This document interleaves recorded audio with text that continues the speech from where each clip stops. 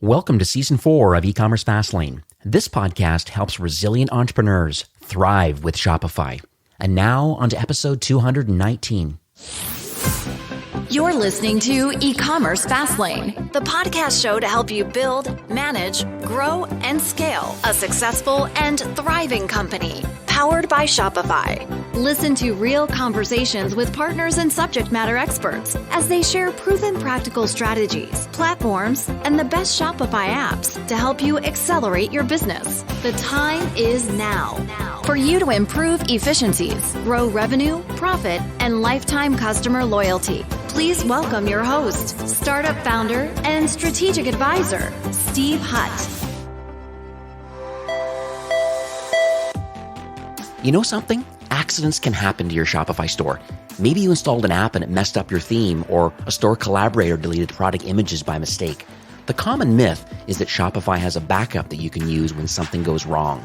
The truth is, they don't. So what do? You use Rewind to protect your store with automated backups. The Rewind app should be the first thing you install to protect your store against human error, misbehaving apps, or even collaborators gone bad. It's honestly like having your very own magic undo button. And it's trusted by over 100,000 businesses, from side hustles to the biggest online retailers like Gatorade and Movement Watches. It's even a Shopify Plus certified app partner, which means it has the reliability, security, and privacy you need to protect your brand. Install the Rewind app today and respond to any of their welcome emails and mention the E-commerce Fastlane podcast, and you'll get your first month absolutely free. Enjoy peace of mind with Rewind backups. Find it in the Shopify App Store or by visiting rewind.com. Well, hey there, it's Steve, and welcome back to the E-commerce Fastlane podcast. Now, if this is your first time listening, this is an e-commerce show where we have honest and transparent conversations about building and thriving with your store powered by Shopify or Shopify Plus. If you're ambitious and a lifelong learner, then you're in the right place today.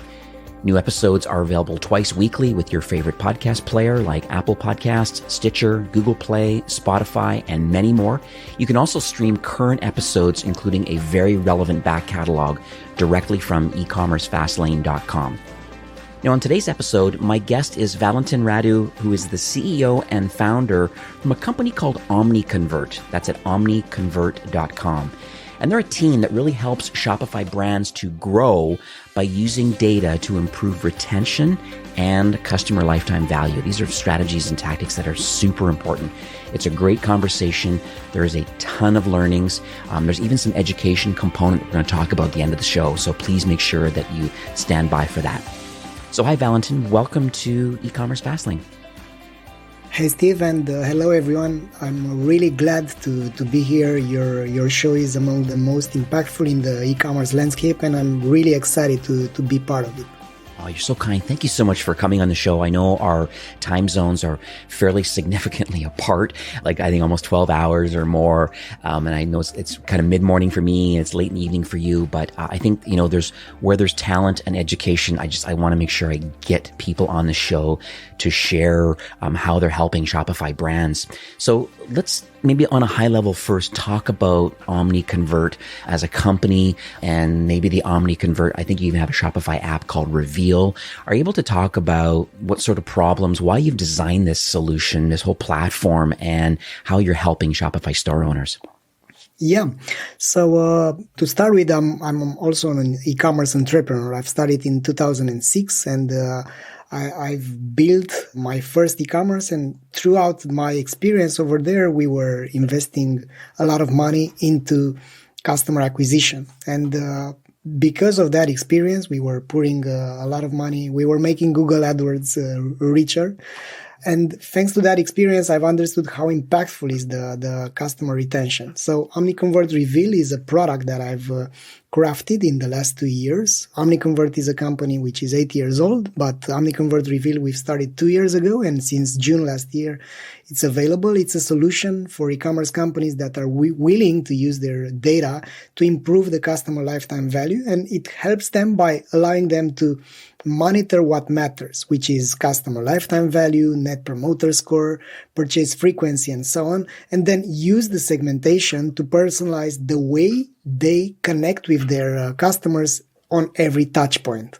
I've noticed that too. One of the things that I always talk about on the show is I always want to make sure that the software that I'm recommending and, the founders that I'm talking to, we want to make sure that we're playing nice with existing tech stack. And it's one thing that I've noticed because I have a few brands that are using the Reveal product and it doesn't interrupt anything of the current workflow. If anything, it enhances your workflow and you're still able to push out and connect to, let's say for Klaviyo, for example, if you want to do email marketing as part of what's revealed out of the solution. So kudos to you that you're really making it intentional to make sure that, you offer great product, but you're also not interrupting what the current tech stack is. That's a lesson learned. So back in 2013, when we've launched our first product, we were like a lonely island. And I've understood how impactful it is to integrate with the existing systems. And it's such a hurdle to connect the dots. And the founders and the e-commerce managers, they have such a short time to juggle with everything. And we want to save them the time to do so. And that's why we've integrated with Klaviyo and with Gorgias, with other SMS tools as well. And right now we are in the process of launching an direct integration with Facebook ads as well. Yeah, this is exciting. So let's talk about, I guess, your founding story. It's always curious to me why people build what they build. And, here we are now with the Omni Convert company, 8 years later and a few years now with the Reveal product. But from your perspective, what do you believe uniquely positions you and the founding team, maybe on a couple points? Number one, to have the desire, and number two, to have the expertise to want to create this software and this platform. Yeah. So I think what brought me here was the pain. The best motivation is when you suffer. So I'm a former entrepreneur. I've launched my e-commerce when my kids were quite small. They were pretty young and I was struggling to make my e-commerce going and thriving. And I was investing a lot into customer acquisition and I wasn't making the two ends meet. I focused on the conversion rate at that moment, and I've understood how impactful it is with the mathematical model to change what matters, because pouring money into traffic wasn't making the cut for us. So at that moment, I've learned on my own skin how important it is to improve the conversion rate and to make the customers come back and buy again. So that made me make the exit thanks to the focus on the customer lifetime value and the conversion rate. I've made the exit from that company. We made, back in 2014, we were at 250,000 customers. I've learned a lot and then I've decided to go and build tools for other e-commerce entrepreneurs like I was so that they are not going to pay the tribute to the big advertising companies. So since then, I've crafted OmniConvert and I've been let's say we helped more than 20,000 e-commerce companies to use our solutions since then. We are now launching Reveal, like in the last 2 years, working closely with other e-commerce companies, advising them. I've understood how impactful it is not to change only the website, but to change the whole customer journey and to, instead of just pushing budgets and pouring money into customer acquisition, what if you could act more like a movie director and craft different scenarios for customers so that they feel delighted and you give them the positive emotions so that the customers are coming back. And the problem that we are solving is that only 3 out of 10 customers are placing their second order online. If you compare that with Amazon, where they have 9 out of 10 customers, you can see the gap, right? Big time. There's a big time gap. And Amazon really is, the elephant in the room and they do a lot of things, right. I mean, I think their product details pages is just really designed for upsells and cross sells and just like all the tactics you could possibly think of are happening on that page more than you would realize of what's actually happening. And so they completely understand. Even with Prime now too, they're making quite a bit of money with that too. Same as what Costco would make by having a membership. It kind of forces you a little bit to get service in the Amazon side of it, getting access to Prime gives you Amazon Video and gives you lots of other perks of even Amazon Photos, and there's lots of stuff you get. And so that's kind of their model. I think there's ways of actually thinking about, well, from a commerce perspective, how can we build that lifetime value? And pretty crazy stat about only 3 out of 10 customers will place a second online order. And then so there's still that 7 extra customers. And what are we doing? Just because as you said, the acquisition costs are quite high. You can't just keep fighting that all the time. How about your existing customers and maximizing them? So let's talk about your technology, because it clearly focuses obviously on this customer lifetime value. And has there been any recent shifts that you've seen, why brands, are now considering this CLV, this customer lifetime value, as more of a growth model today? Yeah, there is a shift happening for sure. The pandemic has accelerated the migration and the digital transformation. Let's say the big companies, the big retailers are heavily investing into their digital transformation, let's say. But fact is that the digital transformation has a lot to do to them becoming customer-centric and focusing on what customers really want, and to be where their customers are, and to adapt the company behavior to the customer behavior. And the shift that is happening is one that the competition has grew. The CPM on Facebook, the advertising costs have doubled since January 2020 to December 2020. The CPM on Facebook has gone from 8 to 16. And that means the companies are now struggling to find that profitability. And that means you should be focusing on the customers that you already have. On the other end, what we are assisting is at a moment when the e-commerce are becoming more mature, and they realize that they should start with the end in mind. And right now, many companies realize that the customers that are now being acquired are more like guinea pigs, let's say. So these are the ones that are trying the whole system, the whole customer experience, the whole customer journey, their product offering, their pricing, their offers, and they need to tweak it before putting money into the growth machine. So this shift that we are seeing is also amplified by the death of the third-party cookies, because the iOS 14, because of the browsers trying to be more close to their users. And that means the customers that you already have will become and are becoming more important than ever. So let's dig into some of the, I guess I call them actionable tactics, because people love this show where there's some takeaways. People say, hey, maybe here's some things you might want to think about with your brand, the things that you might want to work on. So, and you obviously have a lot of brands. You've been an entrepreneur yourself in commerce, so you kind of get it. What are you recommending today for Shopify brands that are, willing and able and really want to improve their CLV? What should they do today? So the first thing is to measure what matters. You can't improve what you don't measure, right? So measure CLV. Be aware where it is. Is it going up or is it going down? That is the first thing. So if you are aware about CLV, you're going to be having some ideas over going up or down. The next thing is to segment the customers. We are using a model called the RFM model. And that means recency, frequency, and monetary value. So segmenting the customers will allow companies to understand that not all the customers are created equally. So that means you will have, thanks to the RFM, you will have customers with a high recency score, so they've just placed their order, with a high frequency score, so they've placed, let's say, more than 5 orders, and with a high monetary value score. That means they have contributed a lot in terms of the revenue. So if you get those customers, you will end up having what we call them the soulmates. These are the ideal customers. Once you have the soulmates, which are the best customers that you want, you can do many things like understanding what they are buying. Are there any products which are more sticky for the soulmates? Where they are coming from? Which are the channels that they are coming from? How you can bring more customers like the soulmates. And for that, you can do lookalike audiences, which are based not on all of your customers, but based on your best customers, which are actually active.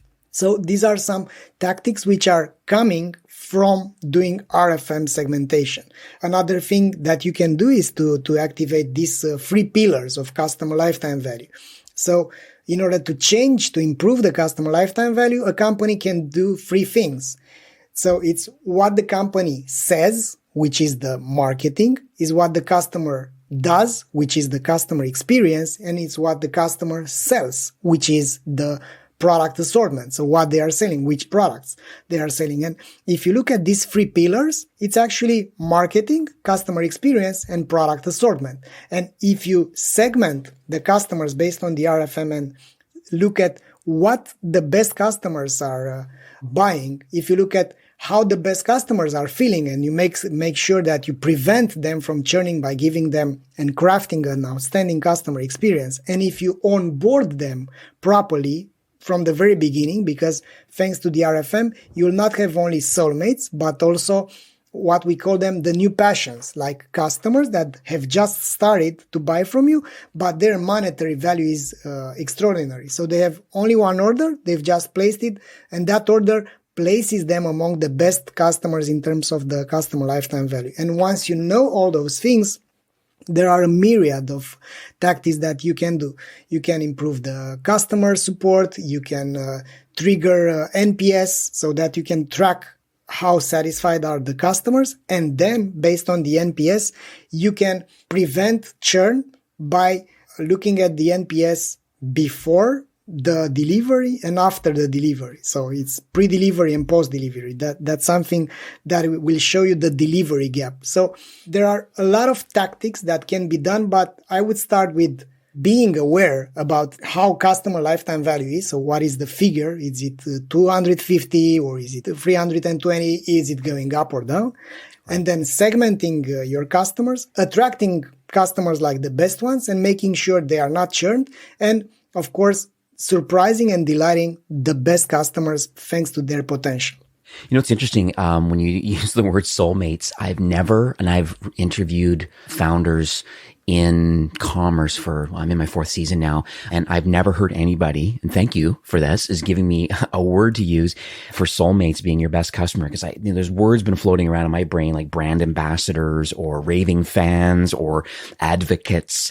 There's all these different types of words that you're just raving, just trying to find the right people that truly are behind your brand, and they really can prove it with their wallets by buying the product and sharing the product and doing reviews and maybe even become an advocate where they're actually promoting the product for you, as an influencer.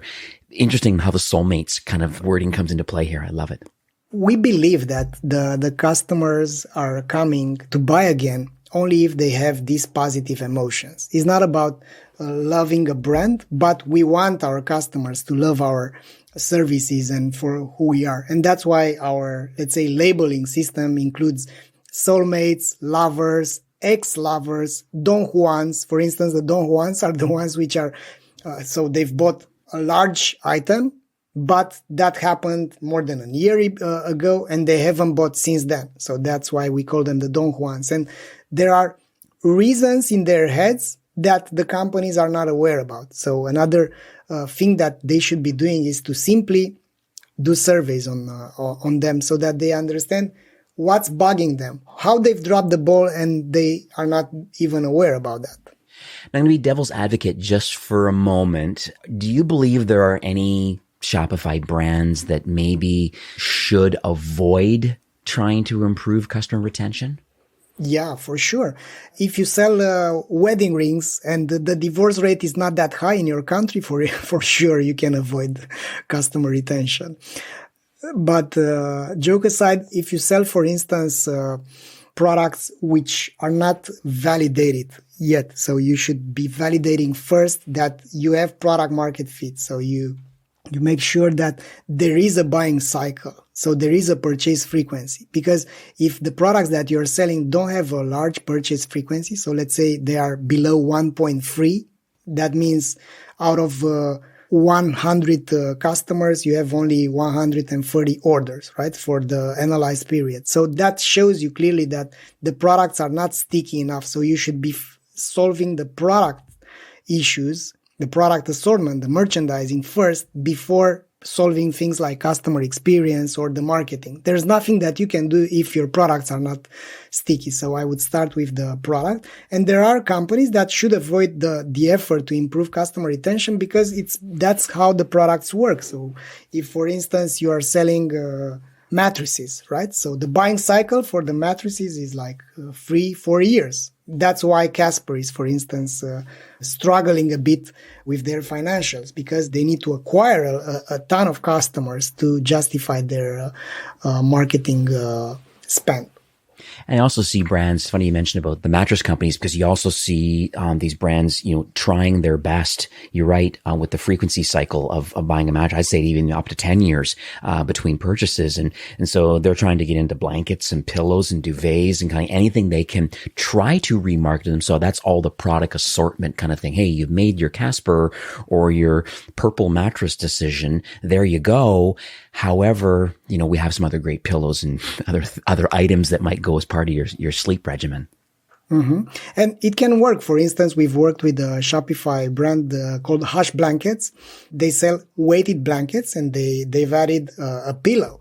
So that clearly moved the needle in terms of the customer retention. And another thing that we've seen over there happening is that if the product is that good and their product was outstanding, it's actually from Canada. They've seen that up to 25% of their customers, they've bought again another blanket for some of their close one, for their partner or for their daughter or whatever. So that's how you actually nail customer retention once you understand your audience. But in order to reach that level, they've been aware through qualitative research and analyzing, making jobs to be done, interviews to understand why the customers are buying again. Sticky product, great assortment, get product market fit. And then once you have that kind of dialed in, then retention strategies can be in. So it's really about the product, understanding just having a great product and having people just automatically want to repurchase based on your product's assortment. And then once you have that kind of data behind you, and a little bit of time and, the right post-purchase experience and customer experience, all these elements that build an e-commerce company, once those are dialed in, then retention kicks in. So love it. So let's talk about the actual Omni Convert platform and the Reveal app. Like I understand there's from my research and the brands that I have that are using your solutions right now, there's 3 main components. I think one's called Reveal, which is the Shopify app, one's called Explore, and one's called Survey. And so if it's possible, if you could maybe share what each of these do and why they're important to the overall tech stack of Omni Convert. Yeah. For sure. So what Reveal does is measuring what matters, helping companies to monitor what matters, monitor the customer lifetime value, to do the segmentation based on the RFM automatically, to monitor things like the cohorts, like average days between the transactions, to see the purchase cycles. And then this data is being pushed to Klaviyo and other systems. Explore is a product that does website personalization. It's our first product, which is handling the engagement on the website. So imagine that you can have your website messaging your customers differently, like triggering messages or crafting different landing pages according to the RFM segment. So you can have your website talking differently with your customers according to their RFM score. So you can have a version of your homepage for the soulmates and a version of your website for the ex-lover. You might want to address them differently. You might want to give them a welcome back incentive to buy again from you. And the survey part is helping companies to monitor things like the Net Promoter Score and do research on the website through the connection with Klaviyo, for instance, or with other email marketing systems. So this is the technology landscape that we're doing. And our aim is to make companies orchestrate and put on autopilot all these scenarios, right? Because what matters the most is to have a customer journey that is incredibly effective, but to make it with the least possible effort. Of course, the most effort is at the beginning when you craft all these scenarios. But once you have these technologies orchestrated between all of them, you have this ecosystem of technologies with the SMS, with the emails, with the ads and so on, then what you will need to do is to simply tweak and get more creative at addressing your customers. Well, it's interesting, and I'd love to have this answer from you today. That's why I'm glad I have you on today. But that, the product that's, called Explore, and I love the idea of creating unique experiences based on, like, just personalized experiences based on, I guess, certain kind of segmented criterias. I think, it almost like it feels like the customer, like, feels like they get you. Like if someone comes in and they're a cat person and a retailer sells cat and dog food and they can show that they've always been buying cat food, we'd want to make sure that maybe we have a more cat experience would be one example. And then the other thing that I find interesting is that I have a lot of brands that are wanting to expand internationally. So let's say they want to go to Canada, or they're an American company looking to go into the UK or into Australia. And there, obviously, there can be unique experiences that happen more locally. How do you handle that kind of segmentation from a geolocation perspective, or even language or UTM parameters? I'm just curious. It's kind of like what's your thought process around that, and is it well executed with your tool? Yeah, of course, we have 40 different data points that we are using to segment. So we can use things like geolocation. We can use things like the device. Of course, RFM segments. Was the customer giving us a low NPS score last time? Like 0 out of 10. And then you can craft this type of scenarios. You can build this type of segments. Or is the customer coming from Canada or from Brazil, which has a different, let's say, universe in terms of the payments? So you can tweak all these experiences, and our technology, let's say, helps companies not just personalize the experience based on the, let's say, weather conditions. We have that as well. But what we've realized is that the most impactful thing for the customers is to make them feel like you get them. Make me feel that you know me. And unfortunately, we see a lot of big companies that are not even aware that you have a pissed off customer, but you are bombarding the same customer with emails to buy again because you have a discount. And on the same time, you have a ticket in Gorgias, let's say, that is unsolved. And at the same time, he's on your website and you are not routing him to the problem, because customers are at different phases. And the problem is that we have a lot of companies looking like Frankenstein twin, right? On one channel, they say something. On another channel, they say something. And our idea is to make companies have this unique source of truth in reveal and then broadcast the relevant messages on all the touch points that they have. This is lovely. Thank you for sharing that. So let's talk about the future for OmniConvert. I just would love to understand a North Star, I guess, for the remainder of 21, any partner alignment or innovation. Just end of the day, it'd be nice to share with everybody listening today how you're going to continue just to offer value and assistance to help with CLV and retention. Yeah. So our North Star metric is to become for the post-purchase what Google Analytics is for the pre-purchase. I think the time for the companies to take over and become really profitable has come. And once you nail down the post-purchase journey, then you're there. In terms of how we will innovate in the future, we want to define this category, which is customer value optimization. So we are strong believers that every, let's say, effort that the company does, which is not in line with their customers being happy and becoming promoters, it's a wasted opportunity. So while many e-commerce companies are being tricked by Facebook ads and Google ads, and they tweak the CTRs and the CPMs and whatever, what they are doing is that they are retained customers of Facebook ads.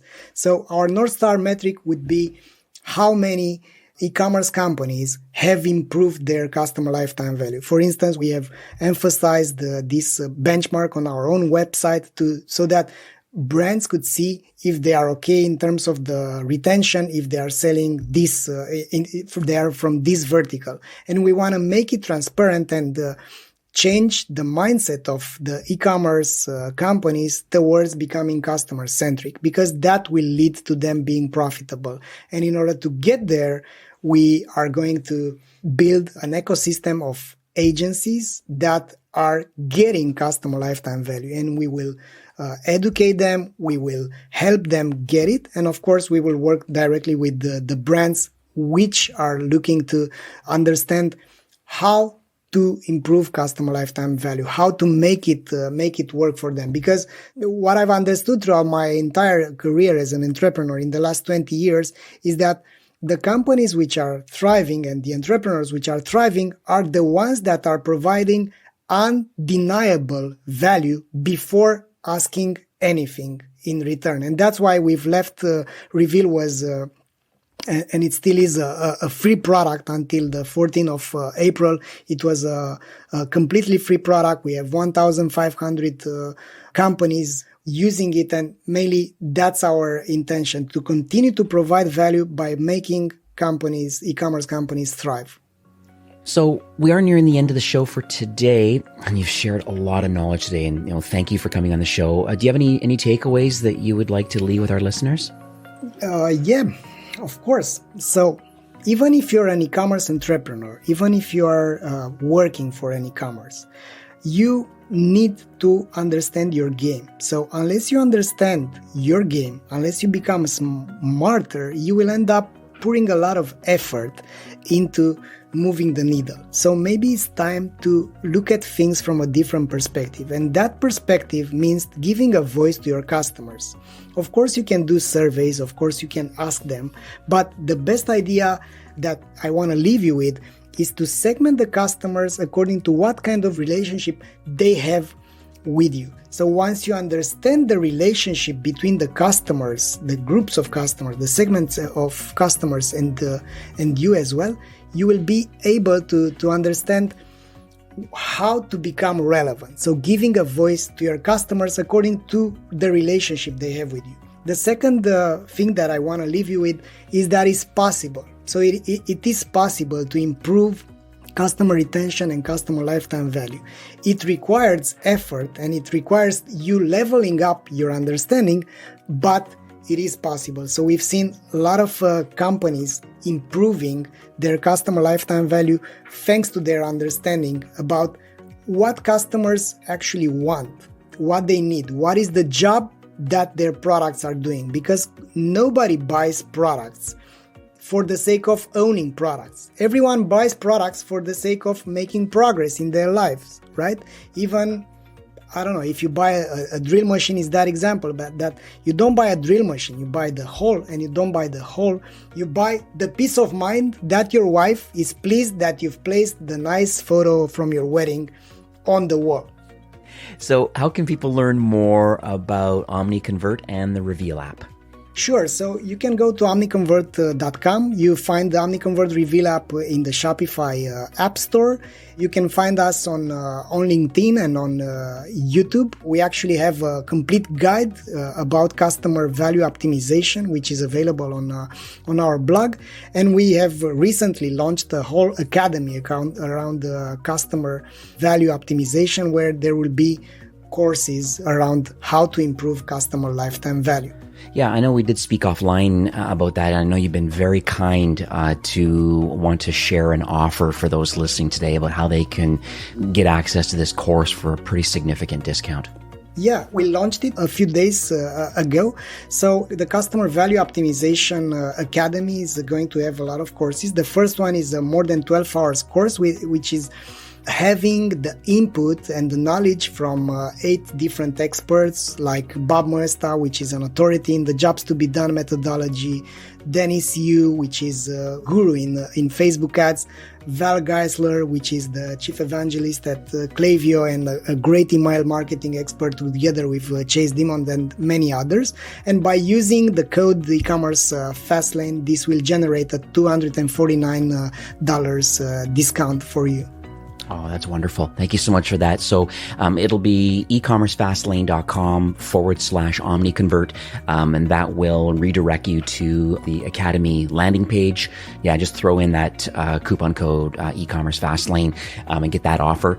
And I'm going to run through the course myself, actually, because I think, I have the same kind of mantra. I'm definitely a believer in life of learning. I also believe that you're right, that the customer acquisition costs are significantly increased just based on the competition, based on the pandemic. More and more people are going online.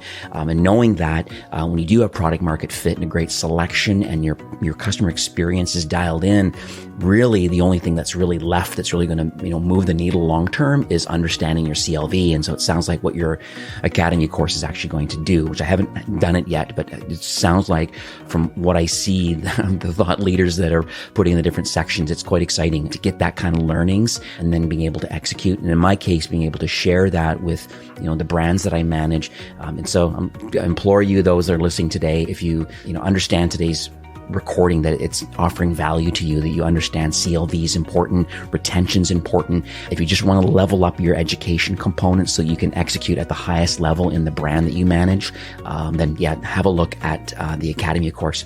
So, Valentin, thanks so much for coming on the show today. I just wanted to, once again, just appreciate our time zone differences, but this has been a very impactful show for me. And I just wanted to thank you for sharing your knowledge and your vision and, for giving back to the Shopify ecosystem. You're welcome, Steve, and thanks a lot for inviting me, and thanks everyone for listening. All right, have yourself a great day. Now, this episode was brought to you by the team at Rewind. The common myth is that Shopify has a backup that you can use when something goes wrong with your store. The truth is, they don't. So what do? You use Rewind to protect your store with automated backups. The Rewind app should be the first thing you install to protect your store against human error, misbehaving apps, or even collaborators gone bad. It's like having your very own magic undo button. It's trusted by over 100,000 businesses, large and small. So enjoy peace of mind and install the Rewind app today. And make sure to respond to any of their welcome emails and mention the E-commerce Fastlane podcast, and you'll get your first month absolutely free. Learn more by checking out Rewind in the Shopify App Store or by visiting rewind.com. Well, that's it for today's episode. I'd like to thank you, a loyal listener of E-commerce Fastlane. It's my hope that this podcast is offering you a ton of value through growth strategies, tactics, and exclusive insider tips on the best Shopify apps and marketing platforms, all with my personal goal to help you build, launch, grow, and scale with Shopify. Thanks for investing some time today and listening to the show. I'm so proud and excited that you have a growth mindset and are a constant learner. I truly appreciate you and your entrepreneurial journey. Enjoy the rest of the week and keep thriving with Shopify.